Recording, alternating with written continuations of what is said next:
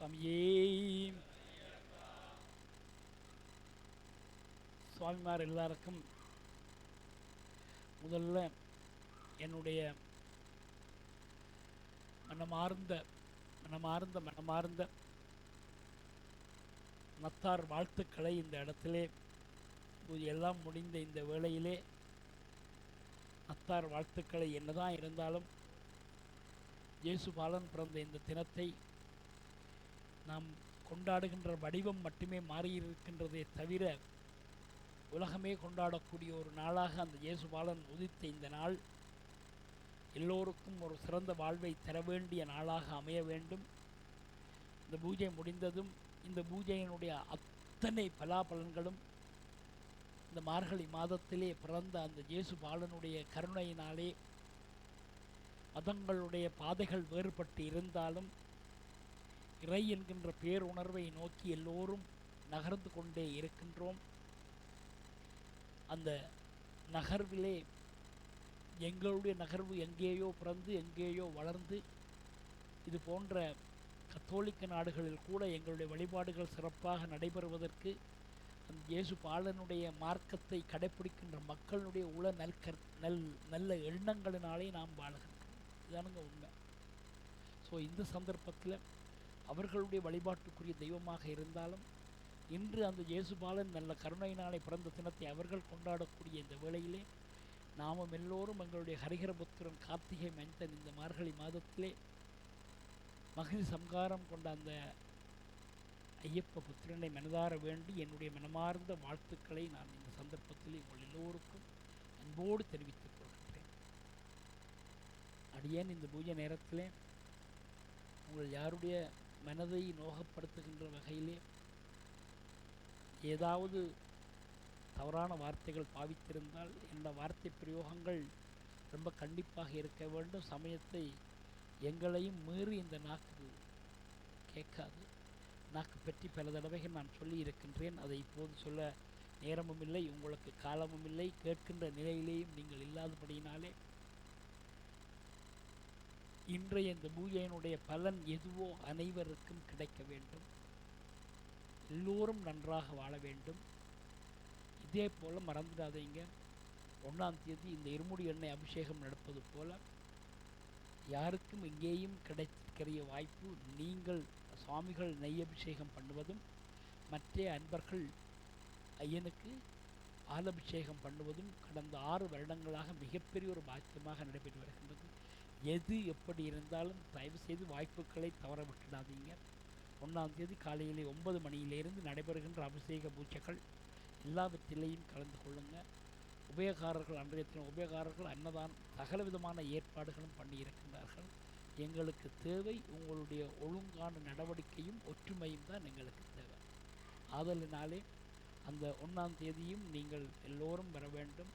சிறப்பாக இந்த வழிபாடுகளை எல்லாம் கண்டு தரிசித்து திருவருள் பெற்று நீடூடி வாழ வேண்டும் என்று வேண்டிக் கொள்கிறேன். சுவாமியே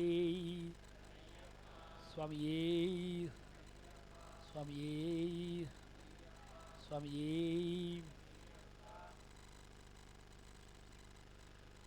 சுவாமி சரணம். எல்லாருமே கொஞ்சம் கிட்ட வாங்க.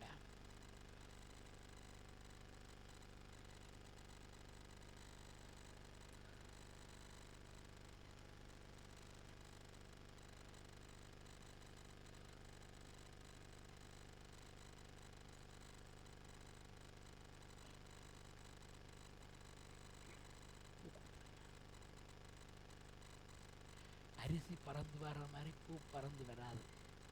சரி, அதுக்கு ஒரு ஐடியா இருக்குது, எனக்கும் கிடச்சிட்டுதுன்னு நினச்சிக்கொள்ளுங்க. தம்பி என்ன அடிக்கடி சிரித்து என்னையை குழப்பி விட்டுறீங்க. நான் ஒன்று கிடக்க ஒன்று சொல்லி ஏதோ இந்த மக்களை ஒரு மாதிரி கொண்டு போக மாட்டோம். பார்த்து இப்போ கொக்கரை போட்டு சிரிக்கிறேன். சரி, நான் சொல்கிறது தப்பாக சொல்லுங்கள். இப்போ கிடைக்க இல்லைன்னா கவலை. இப்படி வீசுகிற போது எல்லாருக்கும் கிடைக்காது. அது உண்மை தானே, தெரியுமா இல்லைங்களா? இங்கேருந்து எவ்வளோ தூரம் மட்டும் வீச முடியும். ஸோ இது நான் கொண்டு வந்து தரலாம்னு சொல்கிற மாதிரி கிடக்கு எனக்கு. வந்து வேண்டிட்டும் போகலாம், அது வேறு பிரச்சனை. ஆனால் எல்லாத்தையும் விட நான் சொல்கிறது பண்பு. என்ன நினைக்கிறீங்களோ தெரியாது.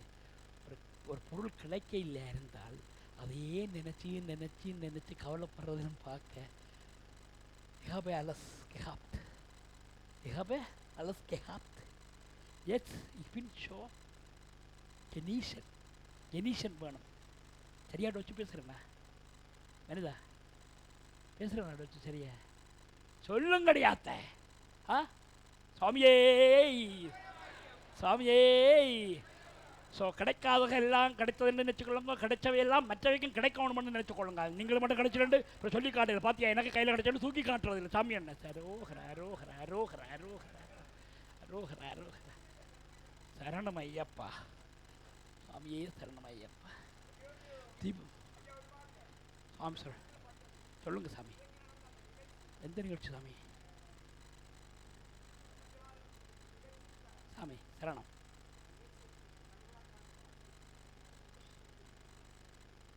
சுவாமி சரணம்.